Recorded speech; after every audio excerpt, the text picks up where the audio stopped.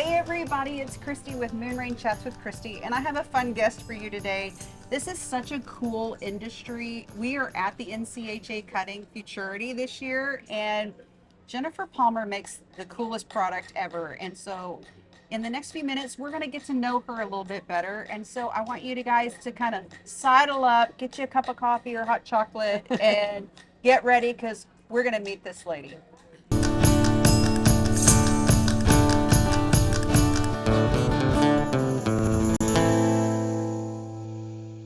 Well, I'm back and I'm with Jennifer Palmer, the guru and queen. Oh, goodness. Doodle. CuttinUp Show Blankets. Jennifer and I met a couple years ago when I did my first show here. We're at the NCHA Futurity in Fort Worth. And in the background, you can hear Kenny working on saddles. So just ignore that. We call him Uncle Kenny because he's always the one taking care of everybody. Yes. So I'm going to move your ponytail just a little bit. So anyway, Jennifer. Yes, ma'am. I know you.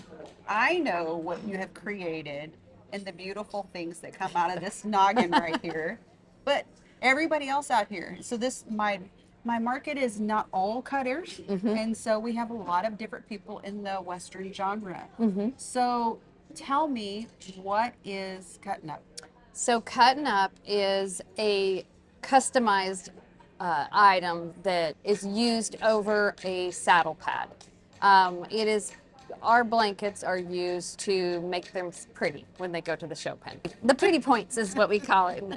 But prior to us, what they used were basically flat rugs that were made the dimensions of a show pad.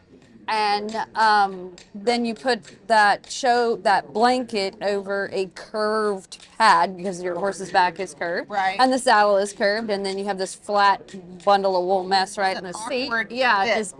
And so we were the first company that made a full line of show blankets that are actually contoured, like the pattern is built up in the withers and the rear. Yeah, so it fits the horse, fits under the cantle. Is that what it's called, the cantle? And yes. And then yeah. It just curves just like the horse's back. Curvy horses. So you don't get a bundle of wool mess right in the middle of your horse's back. And I mean, we used the flat blankets for years and years, but at this level of competition and this type of horse event, they're like really high performing. They're like NFL football players. So they need every little advantage they can get. And so our blankets, when we launched them, went like wildfire in the cutting horse industry. And then they branched out to the cow horse industry because they could feel such a difference by using them. So so that's healthier for the horse too, isn't it? Yes. Yeah, anything you can do helps. And, you know, we ride, especially, this is our biggest event of the year. But, I mean, I'm not exactly sure what it's going to pay. Somewhere around $300,000, $400,000. That's what the purse is. Yeah, like the winner wins that much. Oh, just the winner. And then, yes, and then there's it's money stacked. Under that. Yeah. And then so that's just the top 20 in the open. I think the last hole pays like 20 or 30,000 or something like that. And then everybody that made the semifinals, which is the go before the finals, gets 10,000. And there's 70 horses in that. I think we started with somewhere around 700 horses in the open. That's a big purse. Yeah, it takes like 6 or 7 days to run the whole first go. And then they have a second go. That was 3 days. And then yesterday was the last day of like the go arounds and stuff of the open, and we had the intermediate and the limited open finals last night. So, and then today we started with the non-pros. They're all starting over with first go, and then we go into the amateurs too. But we've been here for this is day, I don't know, 10, 12 or whatever, and we're whooped from the finals last night. Anyway, but it's our favorite event of the year. Yeah, and you're intimately connected with this industry because your family is in it. Yes. My dad trained cutting horses. I'm married to a cutting horse trainer. We go down the road. My husband was in the finals last night. So anyway, but it's my family. It is. And you pretty much live more on the road than you do at home. Yeah, I think I spent maybe 2 months total home this last year, and probably 2 weeks home the year before that. But I'm working on our growth and changing up the company a little bit, and I've got a really good team of girls that are helping me with the booths and stuff. I'm working on trying to stay home a little bit more. Yeah, that's So hard. he keeps dangling a horse over my head. If you stay home, you can have a horse. I would fall for that. Yeah. I would definitely Yeah. fall for that. So tell everybody, I know you have different levels of quality. I mean, they're all great, but you have what you call the authentic. Will you explain to everybody what those are? So the original blanket is the CuttinUp Show blanket, and when we started building those, we had to go back to the old hand looms, and they built a device on it or whatever that they can build that curve and saddle blanket on. So when they did that, they lost a tightness of weave that the flat blankets have. And they kind of knocked us a little bit at first with that, but that's just what we had to do to make the product fit the horse, basically. Right. And then so since then, my true love for show blankets is historic Navajo blankets. Yeah. And back in the late 80s, early 90s, we were getting some. They were actually coming out of Mexico back then, but they looked like the historic part too, and they were really, really tight weave. And but they were flat, of course. They were just like a rug, basically. But there are people, and we could only get them for a few years, and they were very expensive. But there are people that still use those blankets, and it's what, 30, 40 years later, Yeah. right? So that was my goal Yeah. initially. I wanted to make that blanket. I wanted to make that blanket contour. Right. Well, so we started with the ones we could make, and then I kept on them because I'm just that persistent Yes, gal. you are. Anyway, and so they finally were able to tweak the old hand looms enough and change up some things with the wools, and we were able to create what we call the authentic. And the authentic are based off of true historic patterns. Wow. We only make 50 patterns a year. We only make one in each size, so it's a total of 100 blankets each year. It has tassels in the corners. Yeah. Hide. Our other blankets have a wither tag, it's like our call tag thing. We hide it on those because we want to preserve the historic. Right. And so in those, they're my baby. Yeah. And we feel like they have the longevity that the other ones had because of the real tight weave and the thinness. And so, yeah, they're very expensive too. Yeah, but you know what? It's the same thing with my bedding. You know, it's quality, it's a special design. It's not something that's coming in from a country that will not be named. Mhm. And Yeah. it's special. Yeah, they're And it's very special. collectible. Yes, that's the thing too. The people that buy the authentics are, I'm going to back up. There are two different types of people that buy show blankets. Some people like to change their shirt and their Right. pad every run, Right. what have you. Others buy it for the horse. And so whatever blanket they pick out when that horse is a 3-year-old, they show it its entire career. And so the people that buy the authentics are generally those kind of people. They buy one blanket for that horse its entire career. Well, and you know that you've given me customers that 2 blankets last year that I made for a person for Christmas were from 2 of her horses that had passed. Yeah, And all those blankets had only been on those on horses. those horses. Yeah. Very special. Yeah.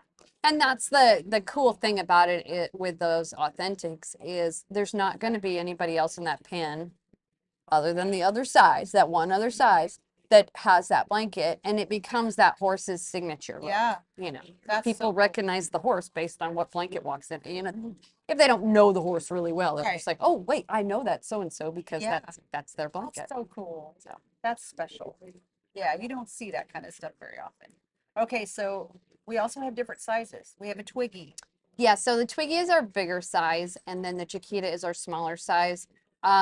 We didn't realize that we needed 2 sizes when we started, but when we started making them, we made our Twiggy size the same as an oversized flat blanket, but when they're under saddle, they're actually bigger because, the flat blanket gets squished down and basically kind of shortens it. And so like a little short back cutter, they were swimming in our big twiggies. Yeah. And if they didn't, we have one particular pad that the cutters really loved whenever we started making them that you just can't hardly cover with a flat blanket. And so that was kind of one of the things that kind of stemmed this. But if you don't use that pad, then a lot of times the twiggy is just way too big. Yeah. So we ended up making a smaller size. We call it Chiquita.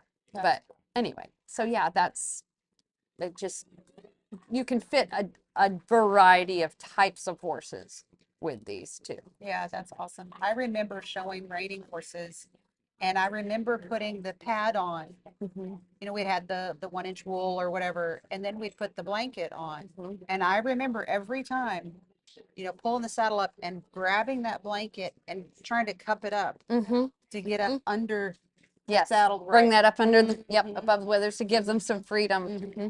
Every time. So, and I didn't even know, of course, you probably weren't around when I was doing that because I've been out of it for about 10 years now, but Yeah. it's just the coolest thing. And I love that, you know, I'm looking at one right now. I see that somebody's probably had and they want you to do something with it or something. No, we actually with the sponsored riders, and then we have a trade-in program where when they're ready to swap out, if they've got some that they're not using, and then it's a less expensive option for yeah. some of our shoppers. Yeah, too. there you go. Well, there you go. And you also have a Facebook page that is like a fan page where people can go on and go, hey, I'm looking for this and this size. Do you have this one? That seems to be a pretty popular page. Yes, it is. And the reason why we set it up was because we retire our patterns. Yeah. We only make 50 of each of the regular cut-ups. You know, there's one in each size in the authentics.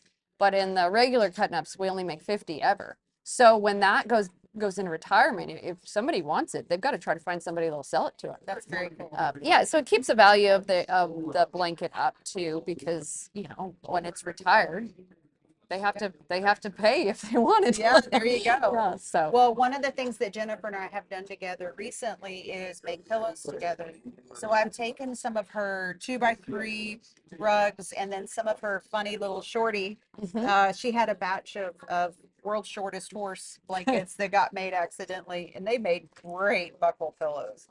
So we have some fun products that we do together. Yeah. So you'll Yeah. have to keep watching what's going well, on. and then you also mentioned the rainers. That is one thing that we hadn't been able to make before. The rainers and the show horse people like a specific type of pattern that's got a vertical look to it. Uh-huh. And ours, the contour always had to be horizontal. Right. And I so didn't even think about that. yeah, and so we hadn't been able to make that something that would please the rainers and the show horse people, and we recently did, and we just launched it this fall. It's called the Slide and Glide is what we called it. So it's the world's first pleasure rainer contoured show blanket. Interesting. So yeah, So it has to do with the weave, what you can't do with the pattern. with to build that contour shape into it. Yeah, but and honestly, I'm not going to take credit for it. The weavers. Well, I will take credit for the harassing them Yeah. because I wanted to make it so bad, and I kept saying, "There's We're got to be missing a all way. the There's got to be a history. way we can." Yeah, do this." yeah. Anyway, but the weavers are the geniuses that get it done Wow, because that's I'm amazing. that persistent. I love it. I love it. Well, you're a woman-owned business, which obviously I love, and you're creative, and there's nobody out there like you. We've been knocked off, both of us. Yes. But Yeah. imitation Is the the greatest form of flattery. That's Yes. exactly right. Yes. So- Yes. And they can go ahead and knock us off. We'll just make something else new. Yeah, we start you We'll next just time. do another one. Yeah, I love it. So yeah. Well, thank you for taking the time. Thank you. And I've enjoyed Jennifer for a long time, and we're working on maybe some furniture together. So keep watching us Yes. and see what's happening these days, and enjoy the show. I hope it's the best show you've ever had. Ditto. Thank Thank you so much. Okay. See ya.